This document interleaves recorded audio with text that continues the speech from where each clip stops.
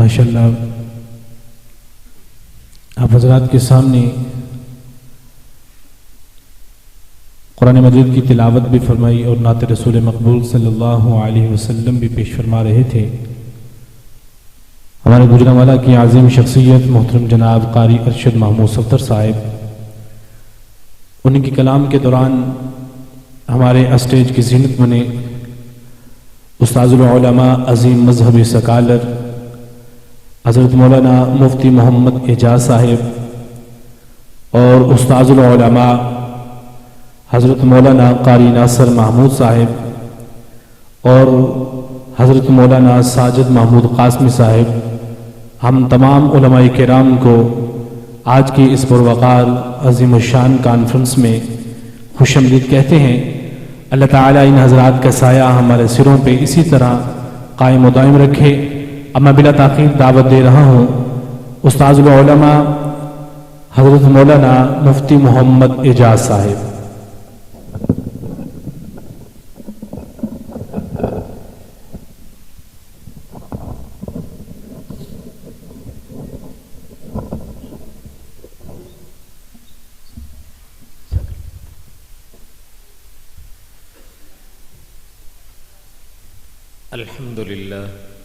الحمد للہ وحدہ والصلاة والسلام علی من لا نبی بعد، اما بعد فاعوذ باللہ من الشیطان الرجیم، بسم اللہ الرحمن الرحیم۔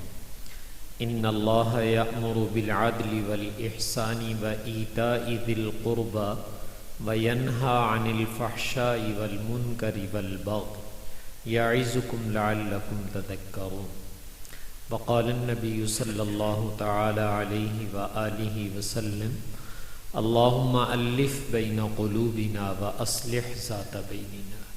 صدق اللہ وصدق رسولہ النبی الکریم ونحن علی ذلک من الشاہدین والشاکرین والحمد للہ رب العالمین۔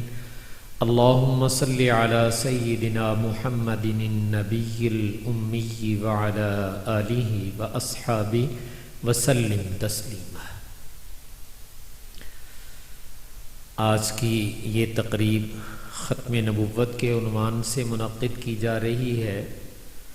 برخوردار نے دو باتیں کہی ہیں، انہی کے متعلق عرض کروں گا، لیکن اس سے پہلے ایک بات ختم نبوت کے متعلق عرض کر دیتا ہوں۔ ختم نبوت کا معنی یہ ہے کہ میرے اور آپ کے پیغمبر اللہ کے آخری نبی، آپ کے بعد کوئی نیا نبی قیامت تک نہیں آئے گا۔ یہ جس کو میں اور آپ ختم نبوت کہتے ہیں، یہ رسول پاک صلی اللہ علیہ وسلم کی صفت ہے، خصوصیت جسے آپ کہتے ہیں۔ جیسے آپ کے بچے پڑھ جاتے ہیں تو کوئی بچہ ڈاکٹر بن جاتا ہے تو ڈاکٹر ہونا اس کی صفت ہوتا ہے، وکیل بن جاتا ہے تو وکیل ہونا اس کی ایک صفت ہوتا ہے، کاروباری بن جاتا ہے تو کاروباری ہونا اس کا ایک صفت ہوتا ہے۔ خاتم النبیین ہونا یہ رسول پاک صلی اللہ علیہ وسلم کی ایک صفت ہے، اور یہ ایسی صفت ہے جو پوری روئے زمین میں صرف رسول پاک صلی اللہ علیہ وسلم کے اندر پائی گئی، کسی اور کے اندر نہیں ہے۔ چونکہ آپ اکیلے خاتم النبیین ہیں، قیامت تک کوئی اور نبی نہیں آئے گا۔ یہ جو ہم ختم نبوت کے متعلق کہتے ہیں کہ بھائی ختم نبوت میں شرکت کرنی چاہیے، یہ کام کرنا چاہیے، یہ کتنی بڑی نیکی اور سعادت ہے، میں اس کو سمجھانا چاہتا ہوں۔ آپ لوگ ابھی نام سن رہے تھے ہر سیدنا عمر فاروق رضی اللہ تعالیٰ عنہ کا۔ اللہ تعالیٰ نے بہت اونچا مقام عطا فرمایا تھا، بہت بلندیوں سے نوازا تھا۔ رسول پاک صلی اللہ علیہ وسلم نے ایک حدیث میں ارشاد فرمایا لو کان بعدی نبی لکان عمر، او کما قال النبی صلی اللہ علیہ وسلم، اگر بالفرض میرے بعد اللہ نے نبوت کو جاری رکھنا ہوتا تو عمر اس لائق تھا کہ اس کو نبی بنا دیا جاتا، لیکن چونکہ میرے بعد نبوت نہیں ہے، میں اللہ کا آخری نبی ہوں، تو میں نے کہا اللہ تعالیٰ نے بہت اونچا مقام عطا فرمایا اور نیکی بھی کمال درجے کی۔ حضرت عمر ہی کا ایک ارشاد ہے، فرمایا کہ جب سے اسلام لایا ہوں اور آپ صلی اللہ علیہ وسلم کی خدمت میں پہنچا ہوں تو میری ایک کوشش رہی ہے، وہ یہ کہ جیڑا فرشتہ کھبے پاسے بیٹھا ہے نا، انہوں لکھن دا موقع نہیں دینا میں۔ یہ جو بائیں طرف فرشتہ بیٹھا ہوا جو گناہ لکھتا ہے، کہا میری کوشش یہ رہی ہے اسلام لانے کے بعد کہ اس کو موت تک اپنے بارے میں کچھ لکھنے نہیں دینا ہے۔ اتنی نیکی کے چاہنے والے اور کرنے والے، انہوں نے حضرت ابوبکر صدیق رضی اللہ تعالیٰ عنہ سے ایک موقع پر ایک مطالبہ کیا، بلکہ ایک درخواست کے لیے وہ کی تھی، اور یہ وہ شخص کرنے لگا ہے جو نیکی کا دھنی بھی ہے اور نیکی کو پہچانتا بھی ہے، اس لیے کہ ہر آدمی اپنے فن کو پہچانتا ہوتا ہے۔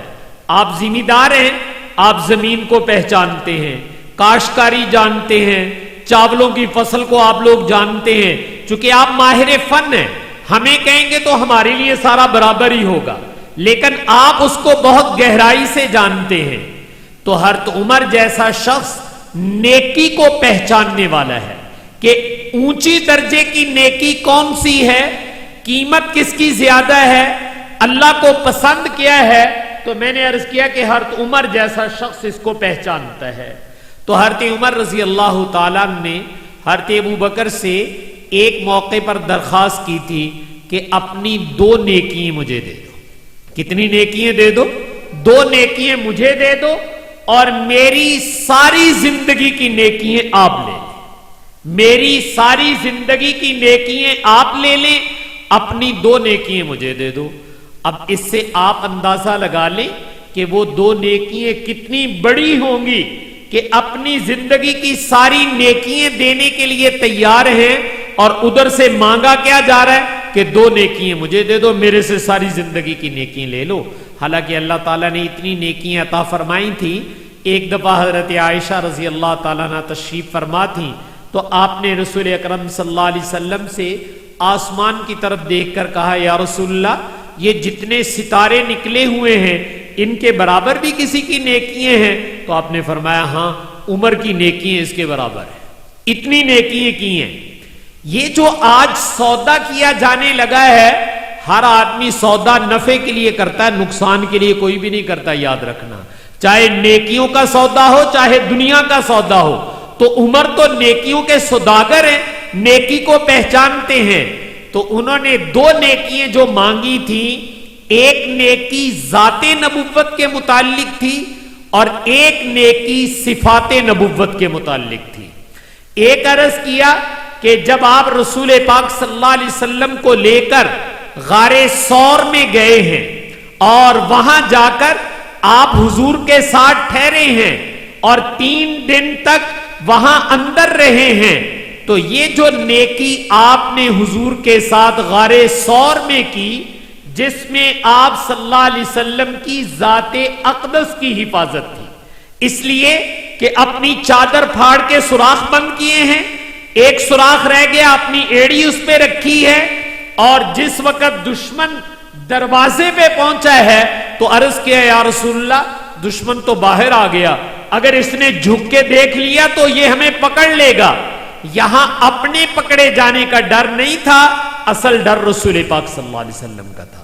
تو آپ صلی اللہ علیہ وسلم نے فرمایا، لا تحزن ان اللہ معنا، ابو بکر گھبرانا نہیں ہے، اللہ ہمارے ساتھ ہے، اس لیے کوئی گھبرانے کی ضرورت نہیں ہے۔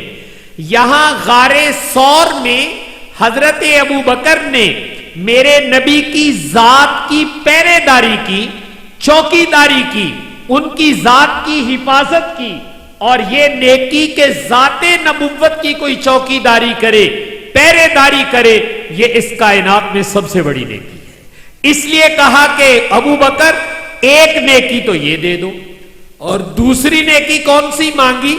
جس وقت مسیلمہ کذاب، جس نے جھوٹی نبوت کا دعویٰ کیا تھا، حضرت ابو بکر رضی اللہ تعالیٰ عنہ نے لشکر تیار کر کے بھیجا ہے اس کے مقابلے کے لیے کہ اس کا قلع کما کر دو، اس کو قتل کر دو۔ تو آپ نے جو مسلمانوں کو بھیجا اور مسلمانوں کو اللہ نے فتح عطا فرمائی، اور مسیلمہ کذاب جھوٹی نبوت کا دعویٰ کرنے والا اس میں مارا گیا تو حضرت عمر نے کہا کہ یہ نیکی بھی آپ کے نامہ اعمال میں ہے. جیسے ابھی برخوردار کہہ رہا تھا کہ ختم نبوت کے سب سے پہلے مجاہد کا نام کیا ہے؟ سیدنا ابو بکر صدیق رضی اللہ تعالیٰ عنہ. تو کہا دوسری نیکی جو تم نے میرے نبی کی ختم نبوت کی حفاظت کی، ایک نیکی یہ دے دو، اور ایک نیکی جو تم نے میرے نبی کی ذات کی حفاظت کی یہ دے دو، اور میرے سے پوری زندگی کی نیکی لے لو. تو یقیناً اس سے مجھے اور آپ کو جو سبق دینا مقصود ہے وہ یہ کہ ذات نبوت کا معاملہ ہو یا صفات نبوت کا معاملہ ہو، جسے ہم ختم نبوت کہتے ہیں، صحابہ کی نظر میں یہ کائنات کی سب سے اونچی نیکیاں تھی. اس وجہ سے حضرت عمر رضی اللہ تعالیٰ عنہ اپنی زندگی کی ساری نیکیاں دے کے سیدنا ابو بکر سے یہ دو نیکیاں طلب کر رہے تھے. تو اس لیے بھائی جب کبھی بھی موقع آئے تو ہمیں ختم نبوت کے لیے اپنی ہر چیز قربان کر دینی چاہیے، اور اس کو کائنات کی سب سے بڑی نیکی بھی سمجھنا چاہیے. اس وقت چونکہ رسول پاک صلی اللہ علیہ وسلم کی ختم نبوت کا تذکرہ ہے تو آپ کی تعلیمات میں سے دو باتیں آپ سے عرض کرنا چاہتا ہوں. ایک بات جو میری اور آپ کی معاشرتی ہے وہ یہ کہ ہم جس ماحول میں رہتے ہیں آپس کے اندر ہمیں کیسے رہنا چاہیے. رسول پاک صلی اللہ علیہ وسلم نے اپنی امت کو کیا سکھایا کہ تمہیں آپس میں کیسے رہنا ہے. قربان جائیں رسول پاک صلی اللہ علیہ وسلم کے کہ آپ نے امت کے دلوں کو آپس میں اتنا جوڑ دیا تھا کہ آپ نے ایک موقع پر ارشاد فرمایا تھا کہ المؤمنون کا جسد واحد، کہ جتنے بھی ایمان والے ہیں یہ ایک جسم کی طرح ہیں. جیسے ایک جسم ہوتا ہے، ان اشتکا عینہ اشتکا کلو، اگر اس جسم کی آنکھ میں درد ہو تو صرف آنکھ ہی درد محسوس کرتی ہے کہ پورا جسم درد محسوس کرتا ہے؟ پورا جسم درد محسوس کرتا ہے. پاؤں یہ نہیں کہتے کہ صاحب تم تو اوپر چڑھ کر بیٹھی ہوئی ہو، آج تمہیں درد ہے تو تم جانو تمہارا کام، میں تو سو رہا ہوں. نہیں، اگر آنکھ میں درد ہوگا تو جسم کا کوئی حصہ آرام نہیں پائے گا بلکہ پورا جسم اس درد کو محسوس کرے گا. یہ رسول پاک صلی اللہ علیہ وسلم امت مسلمہ کو آپس میں یوں جوڑ کر گئے تھے.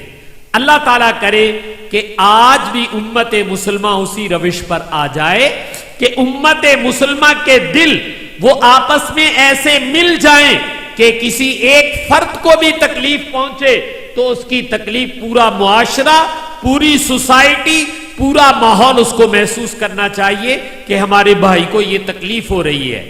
میں نے کہا یہ رسول پاک صلی اللہ علیہ وسلم امت کے اندر پیدا کر کے گئے تھے، اور امت کا توڑ، امت کے دلوں کی نفرت یہ رسول پاک صلی اللہ علیہ وسلم کو برداشت نہیں تھی.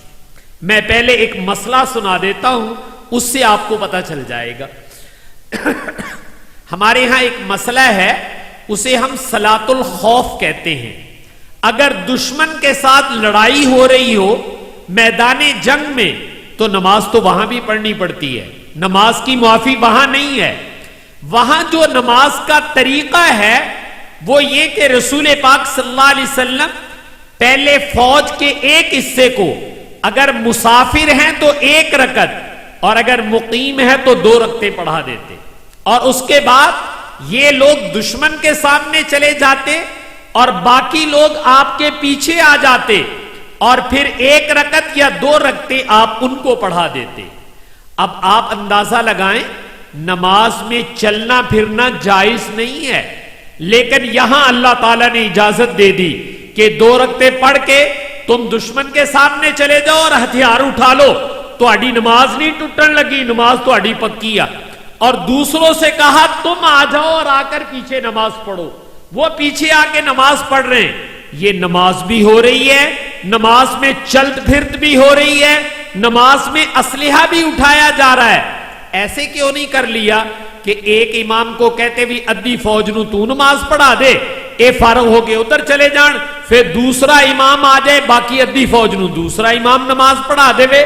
آسان طریقہ تو یہ تھا، لیکن یہ اختیار نہیں کیا گیا، بلکہ یہ کہا گیا کہ امام ایک ہی ہے، آدھے ایک دفعہ پڑھیں، آدھے پھر آ کر پڑھیں، اور نماز میں بھلے چلنا پھرنا پڑے، یہ گوارا کر لیا گیا ہے۔ امام کو ایک کیوں رکھا گیا؟ بھائی اگر آپ اس پہ غور کریں تو اس کی حکمتیں بہت ہیں، لیکن جو میں ایک حکمت عرض کرنا چاہتا ہوں وہ یہ کہ اگر الگ الگ امام نماز پڑھاتا تو دشمن کو سمجھ میں آ جاتی کہ انہاں دے دلچ دراڑا، انہاں دے دلچ کوئی میڑا، جی میں ساڑھے ہاں کہنے بھی میری نہیں ہے، ایسے امام دے پیچھے ہوندی، میں تے او دے پیچھے جا کے پڑھنی ہے۔ تو یہ جو دلوں میں دراڑ آ جاتی ہے تو دشمن کو حوصلہ ملتا ہے کہ انہاں دے دل پھٹے ہوئے آ، ہن جو چاہو ان کے ساتھ کر لو۔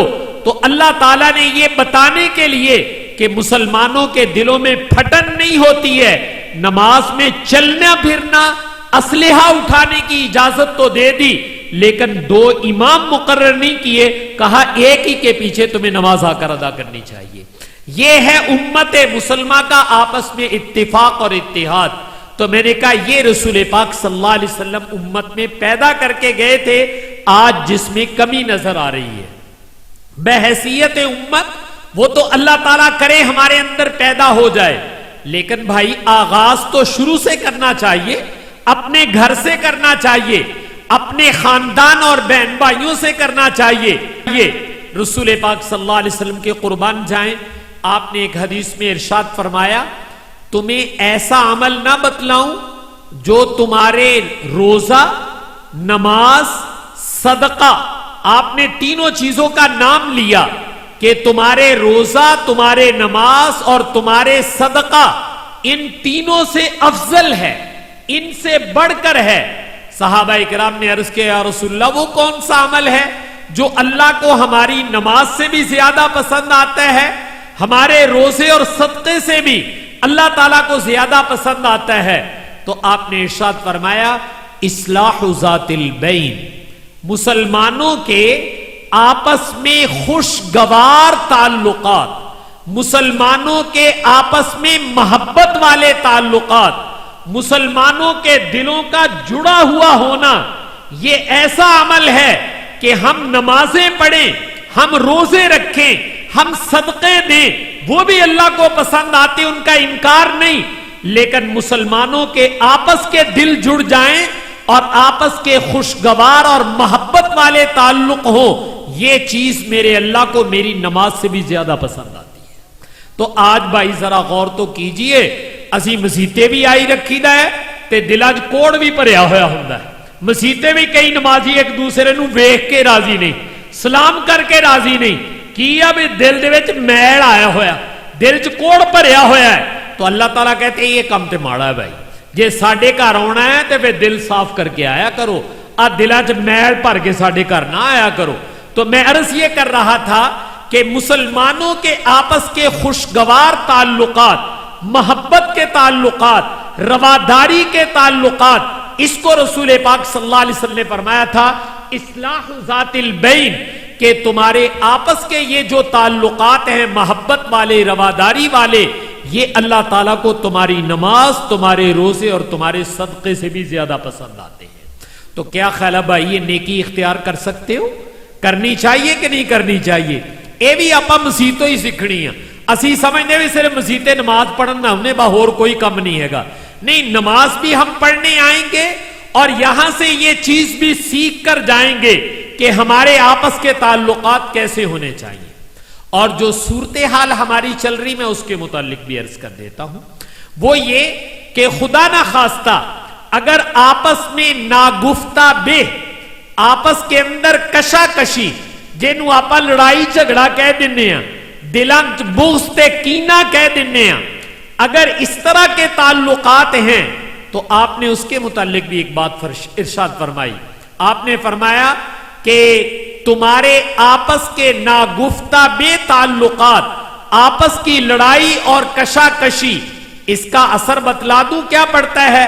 تو آپ نے فرمایا فساد ذات البین ہی الحالقہ، کہ یہ جو تمہاری آپس کی لڑائی یا کشاکشی ہے، آپس کی ناراضگی اور غصے ہونا ہے، اس کا اثر کیا پڑتا ہے؟ تو آپ نے فرمایا اس کا اثر یہ ہے، کدی ٹینڈ کرائی تسی؟ نیاڑیاں دی ٹینڈ نہیں کرائی دی؟ اس طرح لے کے اتھوں بھیڑدا وا تے سارے جڑ تو مال جڑے نکل جاندے، ہر چیز مونڈ کے رکھ دیتا ہے۔ اس طرح جو ہوتا ہے وہ بالوں کو جڑوں سے مونڈ کے رکھ دیتا ہے۔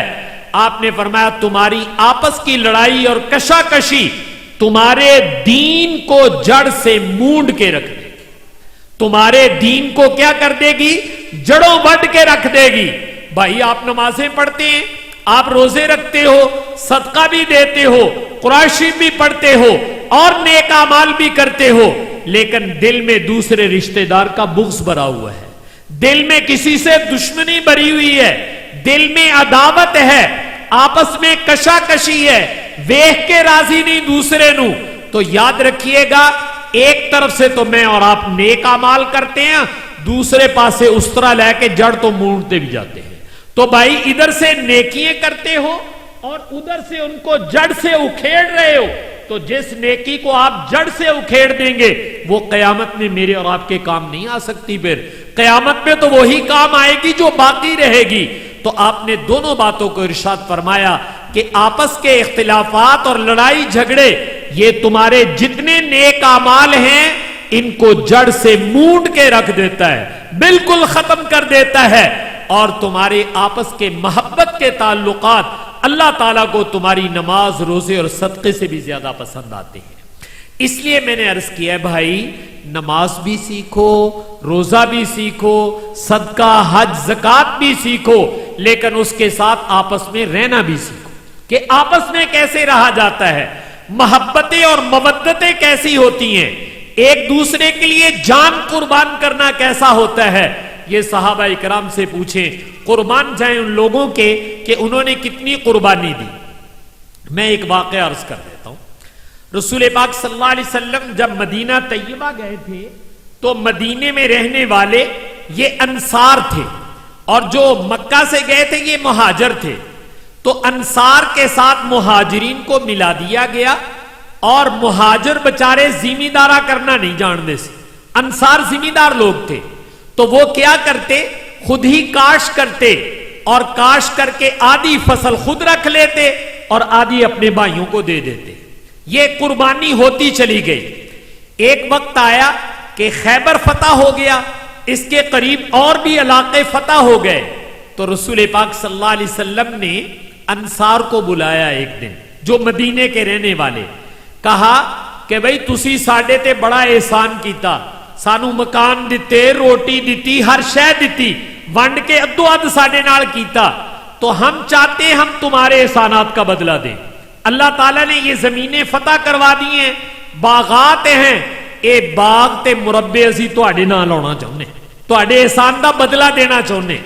تو جب رسول پاک صلی اللہ علیہ وسلم نے یہ کہا کہ یہ باغات اور یہ زمینیں ہم تمہیں دینا چاہتے تمہارے احسان کے بدلے میں، تو انصار کا جواب سنیے۔ انصار کہنے لگے یا رسول اللہ اسی نہیں لینیاں زمیناں، نہ سانو باغ چاہیے دیا، نہ سانو مربے چاہیے دیا، اے پہلے ساڈے مہاجر بھراواں نوں دیو، پہلے کہناں نوں دیو، اے جڑے مکیوں آئے ہوئے آ انہاں دے کول تو کوئی زمین نہیں، کوئی باغ نہیں، ہم اس وقت تک نہیں لیں گے جب تک یہ باغات اور یہ زمینیں ہمارے مکے سے آنے والے مہاجر بھائیوں کو نہ دی جائیں، پہلے آپ ان کو دیں، جب ان کو مل جائیں جے بچ جائے تے سانو دے دیا جے، نہ بچے تے ساڈا کوئی مطالبہ نہیں۔ صاحبو یہ رواداری، یہ محبت کہ انسان اپنے آپ کو جائیداد میں پیچھے کر لے اور یہ کہے کہ میرے بھراواں نوں مل جانی چاہیے، انہاں نوں مل گئی تو سانو مل گئی، تو میں نے کہا انصار نے یہ قربانی کر کے دکھائی ہے۔ یہ رسول پاک صلی اللہ علیہ وسلم نے جو ان کے دلوں میں محبت اور مودت پیدا کی تھی، یہ اس کا اثر تھا۔ آج تو بھائی یہ محبت ہمیں حقیقی بھائیوں میں بھی نظر نہیں آتی ہے۔ پیو مر جائے پچھو جائیداد دے جھگڑے پہ جاندے ہیں، پیری کہنے ملنی آ، زمین کہنے ملنی آ، بہتی کہنے کول آ جاوے، تو میں نے کہا یہ جھگڑے میرے اور آپ کے شروع ہو جاتے ہیں، یہ مجھے اور آپ کو دیکھنا چاہیے بھائیو یہ بے دینی ہے، بے دینی ہے۔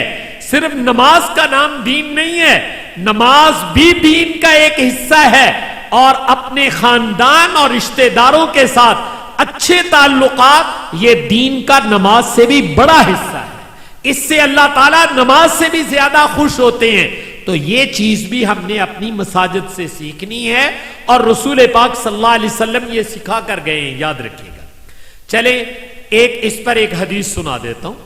دیکھو بھائی، دنیا میں ہر انسان کی ایک خواہش ہے، وہ یہ ہے کہ اللہ تعالیٰ نے جتنی مجھے عمر دی ہے اس میں اللہ تعالیٰ برکت دے دے، عمر میری ود جاوے۔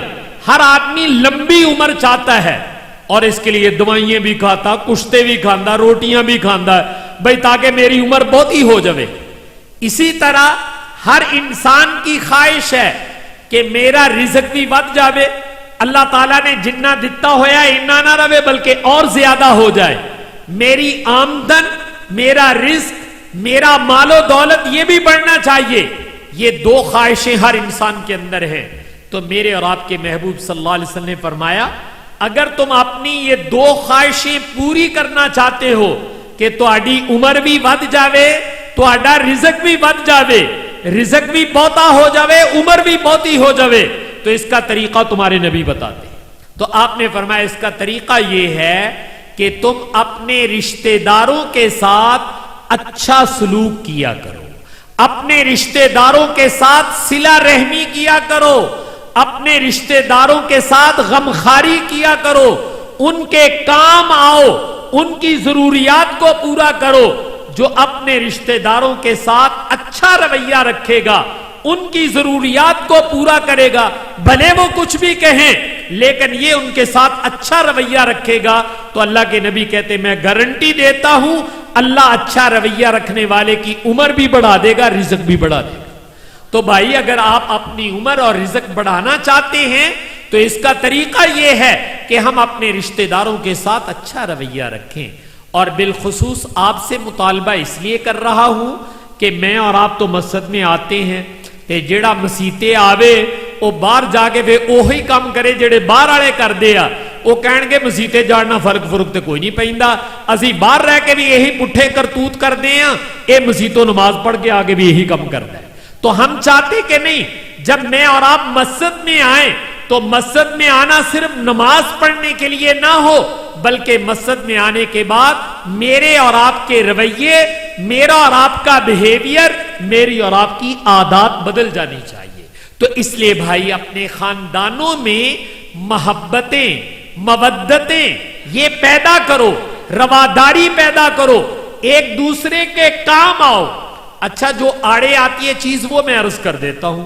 آڑے یہ چیز آتی ہے، بعض دفعہ ہم کہہ دیتے جی اسی تے بڑا ملنا چاہنے ہاں، پر جدو اسی ملن لگتے ہیں وہ متھے وٹ پا لینا، اسی ادنا چنگا کرنے ہاں وہ ساڈے نال پیڑا کردا ہے، ہم اس کے کام آتے ہیں وہ ساڈیاں جڑاں کٹدا ہے۔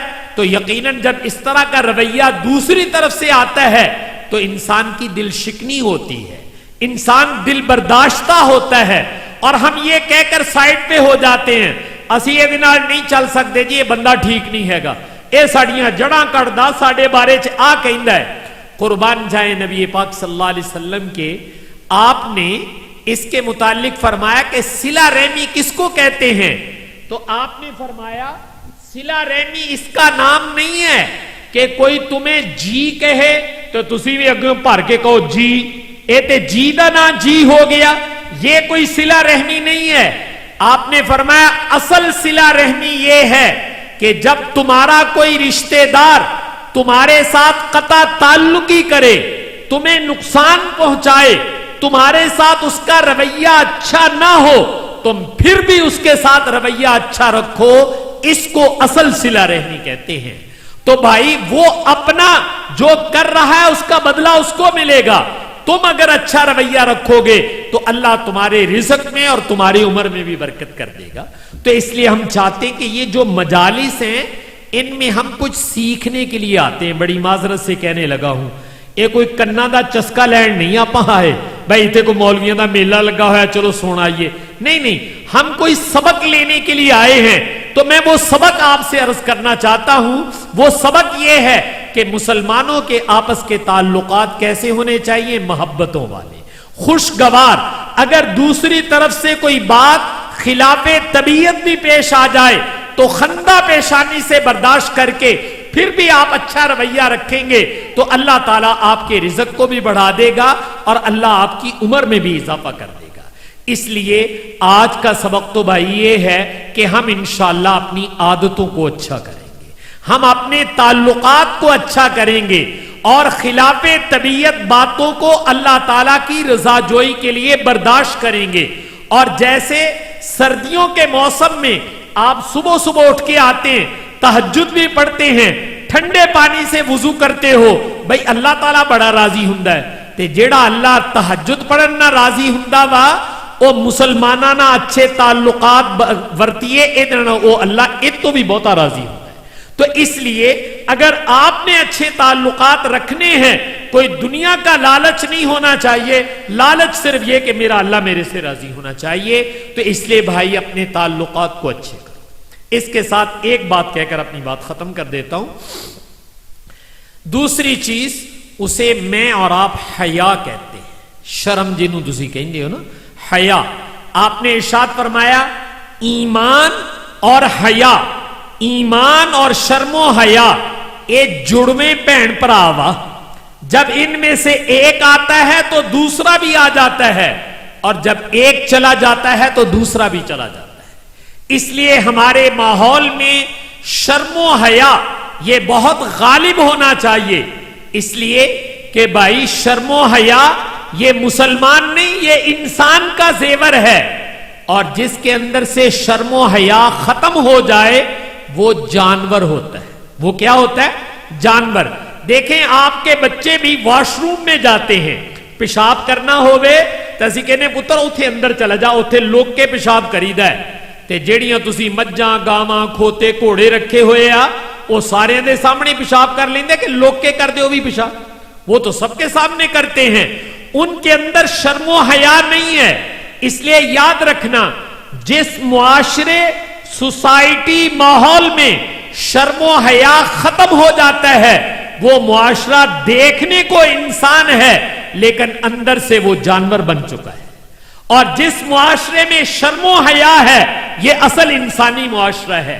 اسی لیے رسول پاک صلی اللہ علیہ وسلم نے فرمایا تھا اذا لم تستحیی فاصنع ما شئت، جب تمہارے اندر شرم و حیا نہ رہے پھر جو دل چاہے کرتے رہو، رکاوٹ تو انسان کے لیے شرم و حیا ہوتا ہے۔ اس لیے ہمیں اپنے ماحول کے اندر شرم و حیا کو وجود دینا ہے۔ ہمارے بچے، ہماری بچیاں، ان کی آنکھوں میں شرم و حیا ہونا چاہیے، نظر آنا چاہیے کہ واقعی یہ با حیا قسم کے لوگ ہیں، یہ بے حیا لوگ نہیں ہیں۔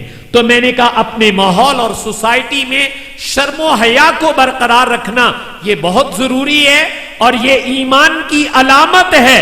اور اگر خدا نہ خواستہ ہمارے ماحول میں شرم و حیا ختم ہو گیا تو پھر سمجھیے ایمان ختم ہو گیا۔ تو اس لیے رسول پاک صلی اللہ علیہ وسلم نے شرم و حیا کی بھی بہت زیادہ تاکید فرمائی ہے۔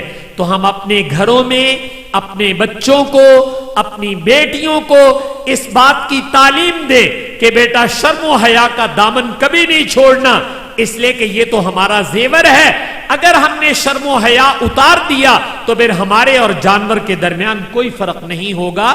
اور یہ رسول پاک صلی اللہ علیہ وسلم اپنی امت کو سکھا کر گئے تھے، اور اسی لیے آپ نے فرمایا تھا الحیاء شعبۃ من الایمان، حیا جو ہے ایمان کا بہت بڑا حصہ ہے، یہ ایمان کا بہت بڑا ٹکڑا ہے۔ تو ہم اپنے ماحول کے اندر شرم و حیا کو بھی برقرار دیں، اور وہ بھی تعلیم اسی مسجد سے جائے گی۔ یہ مسجد آپ نے صرف نماز پڑھنے کے لیے نہیں بنائی بھائی، یہاں 3 کام کیا کرو، ایک عبادات اہتمام کے ساتھ، اور دوسرا تعلیم و تعلم، علم کا سکھانا یہاں سے ہونا چاہیے، اور تیسرا کام ہے تربیت، اخلاق اور اعمال کا اچھا ہونا، عادات اور رویوں کا اچھا ہونا، یہ کام بھی اس مسجد سے ہونا چاہیے۔ تو یہ مسجد عبادات بھی سکھائے، علم بھی سکھائے، اور یہاں سے میری اور آپ کی اچھی تربیت بھی ہونی چاہیے. تو اس لیے میں نے عرض کیا ہے کہ شرم و حیا یہ بھی میرا اور آپ کا سبق ہے. مسلمانوں کے آپس کے محبت کے تعلقات، ایک دوسرے کی بات کو خندہ پیشانی سے برداشت کرنا، یہ بھی آج کا سبق ہے. اور شروع میں نے عرض کیا تھا کہ ختم نبوت بہت بڑی نیکی ہے. اللہ تعالیٰ توفیق دے. وآخر دعوانا ان الحمدللہ رب العالمین.